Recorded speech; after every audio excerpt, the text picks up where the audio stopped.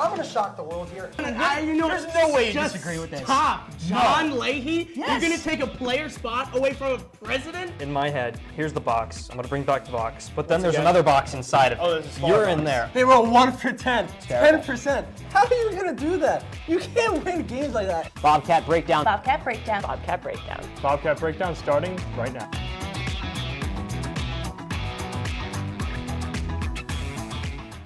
Welcome back to Bobcat Breakdown. I'm your host for tonight, Ryan Blake. Each week, QBSN sends photographers to cover games on campus. Let's take a look at some of the best shots of the month.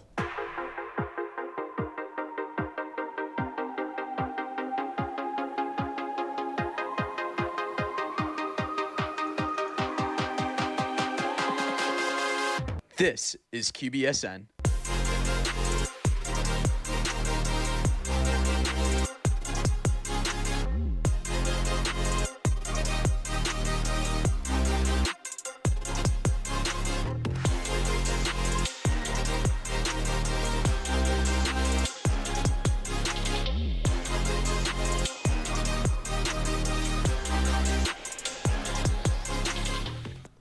Alongside me tonight are my two analysts, Connor Core and Santino Maione. Now, I know you guys have gone head-to-head in the past. How are you guys feeling about the first debate of the year between you two? Yeah, I'm feeling very excited. Very calm, cool, and collected. The best place you want to be going up against, we'll say, rival and foe in these shows tonight, but I'm excited to get going. Yeah, I'm super excited. Last year, it's been exactly 1 year tomorrow that we're going on desk together. We went on last year. I'm excited again. Ryan, kick us off. Yeah, and we didn't get it planned for today either. Yeah, we didn't plan that. Yeah. It just happened how it happened. It how was it meant to be. It was written in the stars. Ryan, I'm ready to kick us off. 100%, let's do it.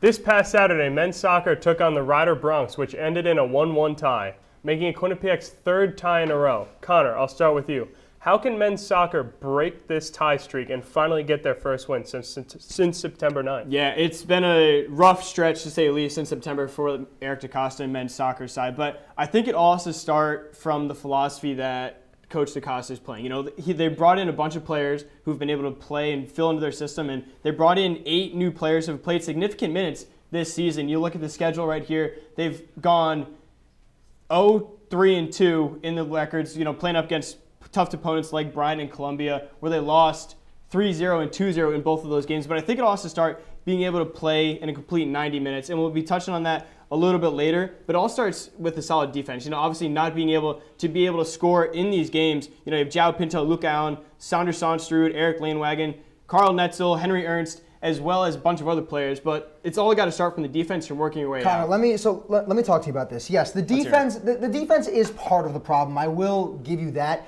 When you look at their scoring production, though, there are 2 players I want to focus on before I get to my next point. Jason Budai and Tomas Fakula. Each of them right now, they have 2 goals combined on the season. Fakula has 5 assists. You know, he's playing well in terms of a playmaking role, but the 2 of these guys, they have to step up their goal production if the team wants to succeed going forward. Because when you look at these 2 guys, these are 2 of, I don't want to say the senior captains, but 2 of the leaders on this team. They have to step up when it comes to a scoring standpoint. And just, you know, looking at their opportunities and the chances they're creating offensively, Eric DaCosta's talked about this before over the last couple games. They have to do a better job of creating solid opportunities for the full 90 minutes of the game. They're not, you know, they're doing a decent job of it for parts of the game, but when you're talking about playing a full 90 minutes, not just on the defensive end, you want to create solid opportunities throughout the entire game. They're just not doing that. In order to try to get your first win since September 9th, as Ryan mentioned, that's what you have to be doing here, Connor. Yeah, you talked about it a lot. The offensive production has definitely been an issue for this, but they've been very much, it all starts in the defense, I feel, and it's got to work its way out. They've had these opportunities where they've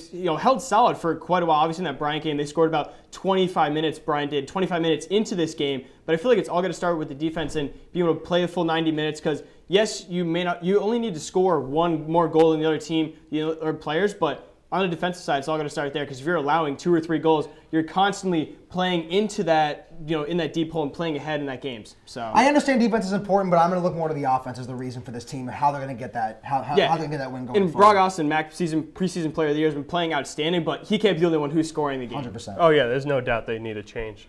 Staying on this topic, let's take a look at what Santino and Connor had to say as they broke down a few plays from men's soccer's most recent game against the Rider Bronx.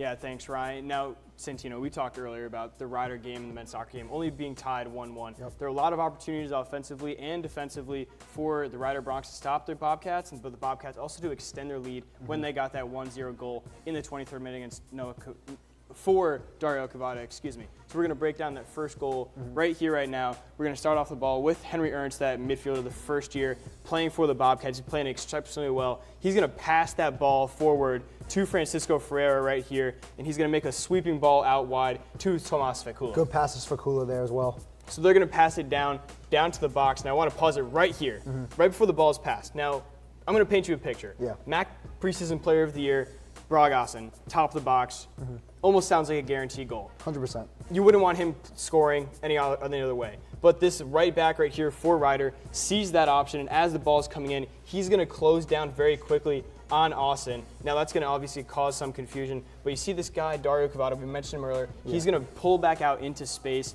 until Tomas Fekula, who's going to come into the box right here, going to play a little 1-2 ball to put Dario Cavada in position to score. Creates multiple opportunities for them too, though, because with the defender shifting over again, drawing that attention from Bragasen, it's going to give Cavada that opportunity, as we're going to see here in a second. We're going to play the play right here. Francisco Ferreira is going to pass it in. He's going to see the back come on, and Dario Cavada is going to find the back of the net for that opening goal. You also see, though, go back on that play for a second to right when Bragasen got the ball. So you see right there when Bragasen gets the ball, he gives it back to Svekula, as you said.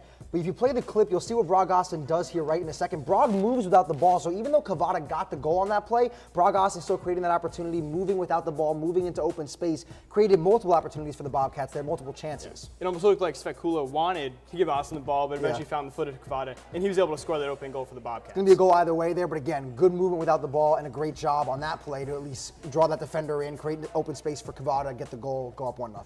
And now looking at some plays where there's some missed opportunities for the Bobcats, we'll start here with Eric Langwagen. At midfield, he's bringing the ball up, passes the ball into the left corner for Cavada, and now you'll see, pause it right here. Cavada with Langwagen back, you see Bragasen and Svekula kind of overlapping there. They're going towards the box where you want those two guys going. Now start playing the clip again. Cavada brings the ball towards the right. Pause it again. He makes that pass. There is no open lane for him to get the ball to Bragasen there. There's no reason to force it here. There's 6 Bronx defenders, 5 Bobcat offensive players coming towards the box. You have Langwagen right back here. Bring the ball back, allow him to swing it back towards the box and try to create a better opportunity there. Especially when it comes from a defensive position, you have numbers that are coming in. There's no need to force that errant pass. Like you said, in the middle of 5 Bronx defenders, when you're outnumbered offensively, you can very easily fake the pass to Langwagen. You're going to have that center back, either Lucano, João Pinto, Sounder Sonsteru, coming in to have a reset and earn that possession back in the first half. Yeah, it's just not a good pass you want to make there. They're trying to force too much. Try to reset, create a better opportunity. Don't try to force too much there. That's, a lot of these opportunities were from the first half, and it was definitely a tale of two halves. Coach Eric DaCosta talked about it after. The second half was a lot more opportunities how they want to be playing at the Quinnipiac men's soccer team moving forward into the later season as they're trying to repeat as MAC champions. Now, Ryan, that's all we have breaking down for the men's soccer team. We're going to switch it over to the women's soccer team and talk more about Dave Clark's side. Now, Ryan, before we get on to the next question, I just want to say, we talked about it in the pre-tape before, there's been a lot of opportunities for the men's soccer team. They haven't been able to convert, like we mentioned earlier in that first question. It's all about playing that 90 minutes worth of soccer and just haven't been able to see in that September stretch and in that game against Rider, and they should be able to turn around in these next MAC games as we head closer and closer to the playoffs. Because even though they've lost some players from last year, they still have a very, very talented team. Oh, they're a well-coached team. Absolutely. They should be able to go out there and play a full 90 minutes of soccer on both the defensive and the offensive end. And one of the things I had mentioned before was talking about that, the fact they need to pay for those more opportunities. So going forward, hopefully we can see them kind of get it together and play better soccer going forward. Yeah, as we said earlier, while the men's soccer team has been struggling to win games, women's soccer is currently undefeated in MAC play. They were dominant last year in the MAC as well, losing only one conference game to the Iona Gales. Quinnipiac was ranked number 1 in the women's soccer preseason coaches poll, while Fairfield was ranked 2nd. Quinnipiac's next 2 opponents will be against both Fairfield and Iona. Santino, I'm curious, which of these upcoming games are more important for women's soccer? Now, I'm going to start off by saying they're both extremely important, no question about it. And like you alluded to there, Quinnipiac was ranked number 1, Fairfield was ranked number 2. Now, my answer to this question, I'm going with Iona. I think Iona is the more important game. While Fairfield is important, but Iona is more important. When you look at this team, they're the only team that Quinnipiac lost to last year. Once in the MAC, they lost 3 games total last season, and they were one of the 3 teams they lost to. They're the only team the Bobcats have not been able to prove they can beat yet over these last 2 seasons. This is the most important game. I know you're probably, Connor, you're going to come back with talking about the preseason, the preseason MAC polls, all that different kind of stuff. What I'm going to stick with here is the fact that it's more of a confidence thing for the Bobcats. You want to build that momentum and talk about that mindset that you have by beating Iona. That's the more important game here. Santino, the full screen was just up. Explain to me what their record is. Tell me, what's their record? I wasn't looking at the full screen, Connor. I was debating you. Well, the record is 1-10-1. Absolutely. So Fairfield is the most important game in the season. We talked about it all the time, especially after the game that they played against Penn State in their season last year. They were absolutely trying to separate themselves from the rest of the MAC. Fairfield was preseason number 2. They had the preseason MAC Player of the Year, as well as 2 others on the preseason team. And they've been outstanding in those games, and they've been able to beat Fairfield. Now, I can see where your case for Iona is coming in, though, where they haven't beaten Iona since 2018. The only players on that team were Olivia Scott, Kayla Mangachos, Markela Baleri, all graduate students now. Now, Iona has played some notable non-conference games, and according to the NCAA's Ranking Powers Index, both Providence, Purdue, number 9 Texas, Wake Forest, and Dartmouth are all in the top 150 in that RPI index. So they played out of 350 teams that are in the entire country. Quinnipiac is 118th in that index. I cannot believe with the ranking that Iona has and the prowess that Fairfield has that you want to go with an Iona. I'm going with Iona specifically because I'm talking about the mindset for the Bobcats. They've beaten Fairfield already last season. I'm talking about you want to get over that mental hurdle of trying to beat a team that you have not beaten, like you said, since 2018. If you can do that, you get yourself a lot more confidence going into the rest of the season. See, I just have to disagree with you because, last season was in the past. We're worried about the future and the present. And it's got to be against Fairfield over Iona. All right, Yeah, we'll see what happens. There's no doubt they're both 2 massively important games. So we had some fiery debate to start us off. We're going to take our first break of the night, but don't go anywhere as we will be previewing men's ice hockey and take a trip down memory lane to see some of Santino's volleyball takes from last year. Stay with us. We'll be right back.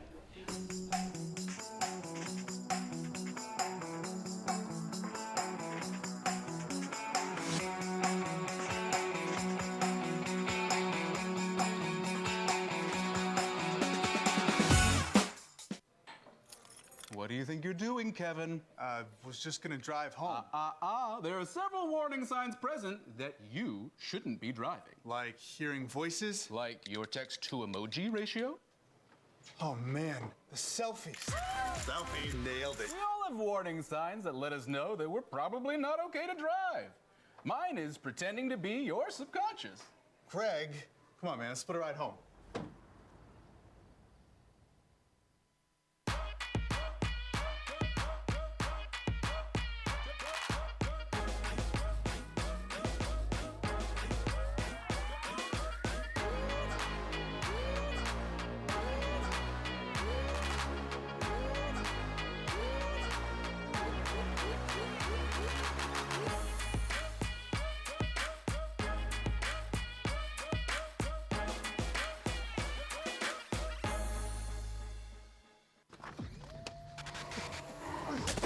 Multiple studies have shown that marijuana can slow both driver reaction and response time, which can be really dangerous.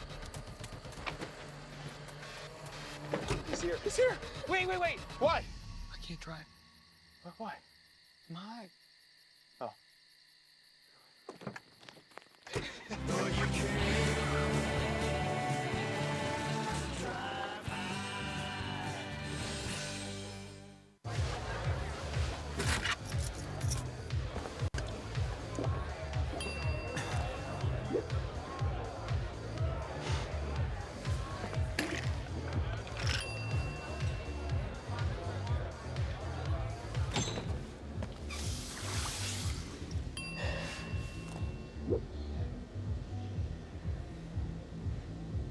If you need to do something to feel okay to drive, you're not okay to drive.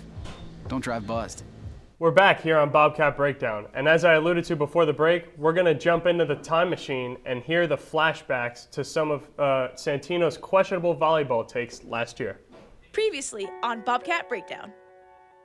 This video is for you guys. There's no chance of this team being able to turn it around. It's nothing against the talent of this team. You think they're going to finish with a winning record? All right, so first off, they're on a 4-game losing streak, and they're 1-6 right now. Regardless of being at home, with the youth and inexperience that's on this team, they have a lot of first years playing. I just don't see this team being able, just because they're at home, I don't think that's going to be the key factor in how they're going to be able to turn it around. If I'm being honest with you, the thing that I'm noticing about this team is they're just unable to bounce back. I don't see it. Right now on a 4-game skid, I just do not see this team being able to bounce back and finish with a winning record when, again, right now you're 1-6, and I don't even know when they're going to be able to bounce back off of this losing streak. Good and great teams and consistent teams figure out a way to fight through adversity and win on the road. They haven't been able to do that. There is nothing in this team that will make me think, oh, they're going to turn this around. Now, boy, was I wrong.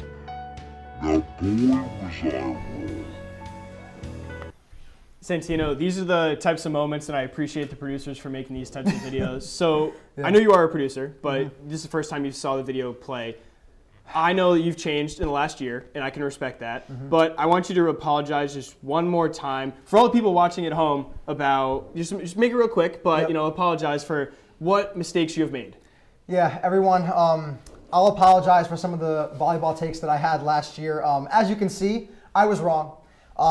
They were not accurate. I doubted the volleyball team, and they proved me wrong. You know, props to them. They went out there and they did their thing. They won the MAC tournament last year, made it to the NCAA tournament, their first ever. So I'll once again say I sincerely apologize for making those takes because they sure proved me wrong last year. Yeah, and they went 2-10 leading up to that episode, so it was fair to say that eventually. But since that episode, their record was 22-10. I think, now correct me if I'm wrong, but I think it'd be safe to say that they turned it around. Real quick, yes or no? Did they turn it around? The volleyball team, guys, did indeed turn it around. Okay, Ryan, There we you can continue. You can There we continue. go. Yes. Hey, Santino, from what we've just seen, it is apparent that your past volleyball takes have not been the greatest. So hopefully you'll do a little bit better on this next question. Connor, we're going to start with you. The MAC conference for volleyball is currently in a 3-horse race between Quinnipiac, Fairfield, and Marist. What do you think will be the deciding factor or factors that will determine who comes out on top in this competitive conference? Yeah, I think it's all got to be about whoever can get those hard wins. You know, compared to 5 sets instead of just a sweep. When they're playing in a 5-set games, Quinnipiac's 2-1 as well as Fairfield, but Marist is the only one who's 1-2 within 5 sets. So QU and Fairfield have shown that they can have the opportunity to win these types of games, but it's just a matter of who's going to be able to pull it out more. And that's going on a game-to-game basis. You talk about the discipline, the character that all these volleyball teams have, and it's just a matter of which one's going to come out first. Connor, here's the thing. I understand the point that you're making about, these 5 sets as opposed to maybe 3 or 4. I don't think it's going to be that big of an issue. I think the bigger decider here, honestly, is the head-to-head matchups and the overall seeding at the end of the year. Because so far, Fairfield is 0-1 in these head-to-head matchups. Marist is 1-1. Quinnipiac is 1-0.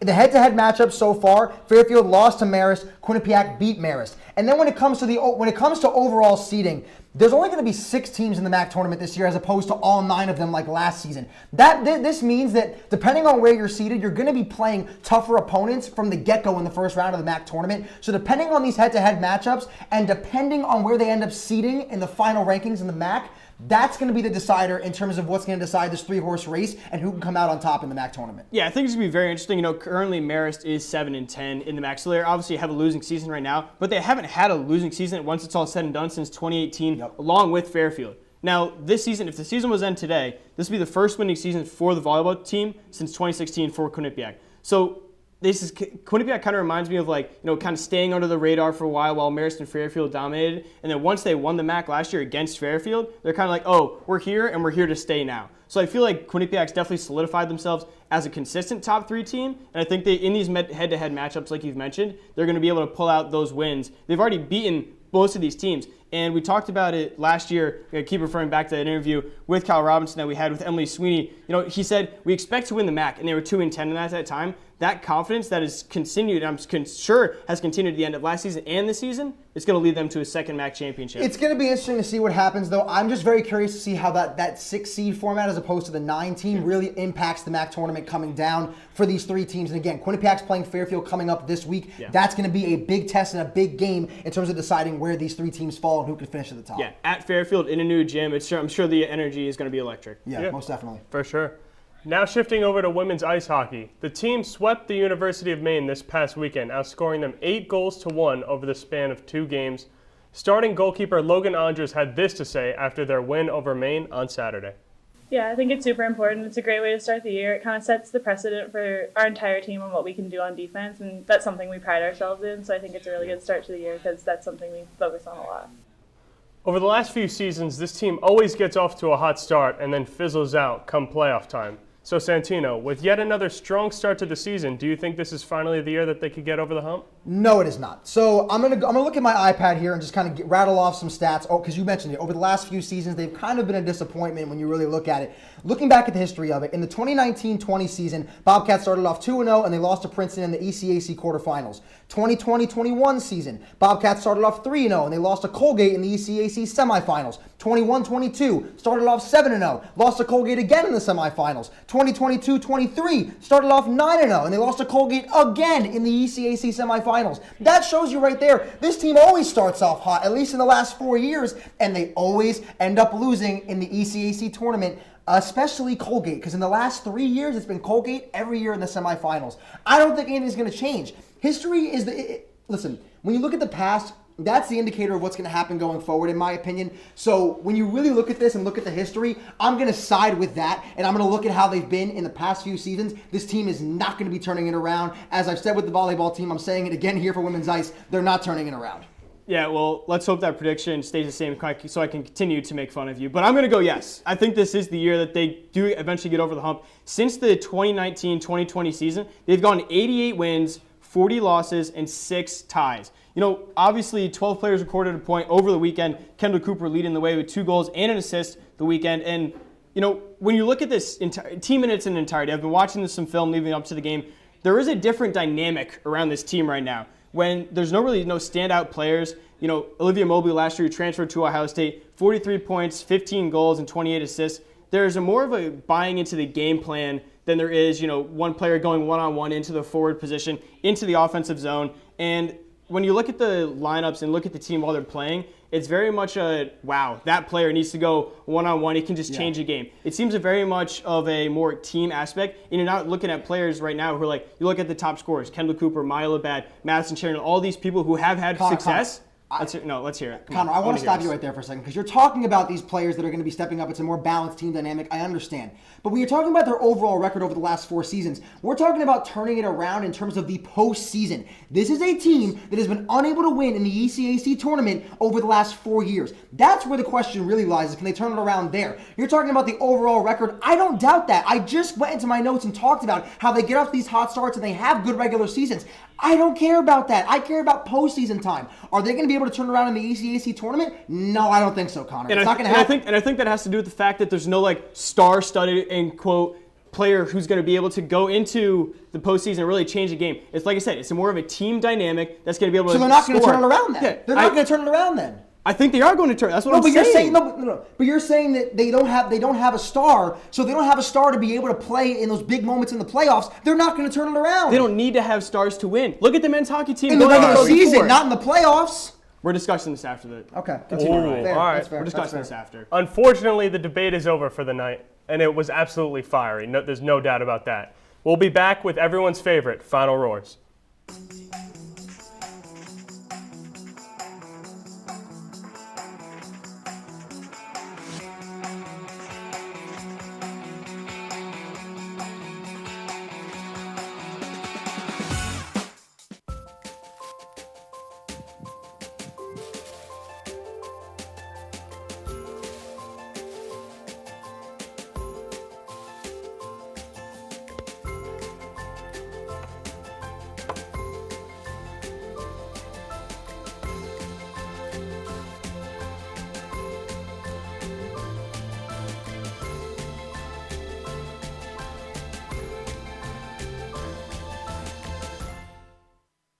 I know what you're thinking.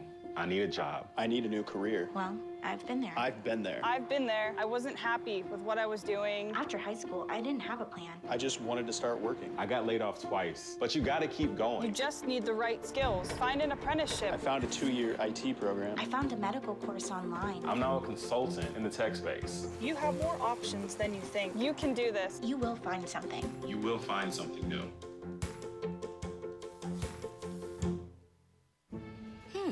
Maybe you can make retirement happen.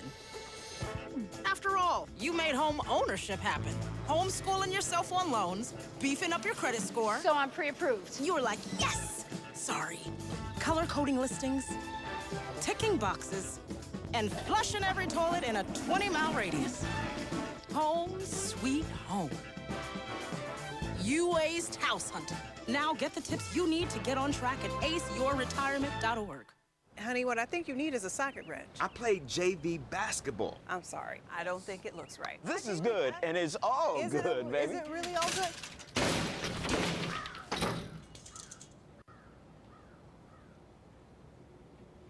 If you love me enough to routinely test your handyman skills, not to mention the strength of your marriage, then of course you'll visit nhtsa.gov/therightseat to make sure I'm in the right car seat. I'm gonna call my dad. Welcome back to Bobcat Breakdown. It's that time of the night. Let's get into final roars. Connor, start us off. 43 years of coaching comes with a wealth of knowledge, coaching at the collegiate level and international level. Head soccer coaches Dave Clark and Eric DaCosta have over 300 wins combined in their tenures at Quinnipiac. While both have cemented their feet as head coaches with the Bobcats, one thing that keeps them more connected than ever is their love for the game while being purists at heart. It's very evident that the game of soccer has changed globally, which in turn changes how they coach the game that they love. For the longest time, in a traditional 4-3-3 formation, which is what they both play, it was very stagnant where only 3 players typically would go up against 6 players attacking. Now in the new wave of soccer that has taken over the game, it has become a more unison team sport than ever. 11 players running in unison for one common goal, to win. Players come and go, but a philosophy will never change. For both Clark and DaCosta, one philosophy is constant: fluidity in a team. Players who can play multiple positions. Look at players like TJ Wilder Jr. from the men's side and Madison Alice from the women's side. 2 players who have played high school and club soccer in a more forward role are now playing a wing back in a more defensive role. The ability to be physical on the defensive end that can also get forward on the offensive end. It's a weapon for mass destruction. Those 2 players are not just 2 of some more than a dozen examples of being a player, being a team will play multiple positions. Players come and go from a program for different reasons. We get that. But with the changing landscape of collegiate sports, the philosophy that these 2 coaches have kept consistent for so long is now leaving for quite some time in Hamden. With the women's hockey season in full swing, there's one new member of the team that I want to spotlight. That's first-year forward Caitlin LaMarche from Sudbury, Ontario, Canada, and she looks to be primed and poised to be the next great women's ice hockey player for Quinnipiac. Before joining the Bobcats, LaMarche played for the under-22 Elites Mississauga Hurricanes in the OWHL, and she didn't just play for this team. She made history. LaMarche averaged 1.95 points per game, recording 46 goals and 82 points in the season, which were both league records. The previous record was held by another Mississauga Hurricanes alumni and Patty Kazmaier winner as the NCAA's top player, Darryl Watts. Following her NCAA career, Watts signed a record-breaking $150,000 per season contract with the PHF's Toronto Six. LaMarche is entering her first year of college, and she's already shown her immense talent in the OWHL. If Watts was able to perform that well at the collegiate level and received a record-breaking contract, just imagine what this could mean for LaMarche if she stays on the trajectory that she's currently on. The sky's the limit for her, and I, for one, am excited to see what she'll do in her first year at Quinnipiac. When it comes to Quinnipiac athletics throughout the entirety of the university, undoubtedly the biggest achievement so far came last April in Tampa Bay as the men's ice hockey team took down Minnesota to win their first national championship in program history. An unbelievable moment from everyone involved. The campus was buzzing like I had never even seen before. They finally could put their name in the history books. But on that night of April 8th, a new clock started, the countdown to this very Saturday. In a game that was guaranteed to have a massive turnout no matter the outcome of last year, the men's ice hockey team is finally raising the banner and getting their championship rings from last season. It will no doubt be one of the most significant moments in the history of the university and a moment that many will remember long past Saturday night, and will be one of the best home crowds in Quinnipiac history. Before they move on to the present, which is a real tough test coming from Boston College, all Bobcats are going to be able to celebrate an all-time moment of the recent past one more time. So, who's winning tonight? On this coming Saturday, I'm sure you're referring to Boston College versus Quinnipiac. I think Quinnipiac does have the edge in this game, although Boston College has 14 NHL draft picks. Listen, I'm taking Boston College. I know you were going to say all the draft picks for all these different teams. They've beaten a lot of hockey royalty teams before this game. I'm taking BC. Yeah, I mean, absolutely. It's going to be a barn burner for sure. Phenomenal game. It's going to be packed be a good out. game. Unfortunately, that is all the time we have for tonight's episode of Bobcat Breakdown. Make sure to follow us on social media at Q30 Sports and stay connected online at Q30TV.com.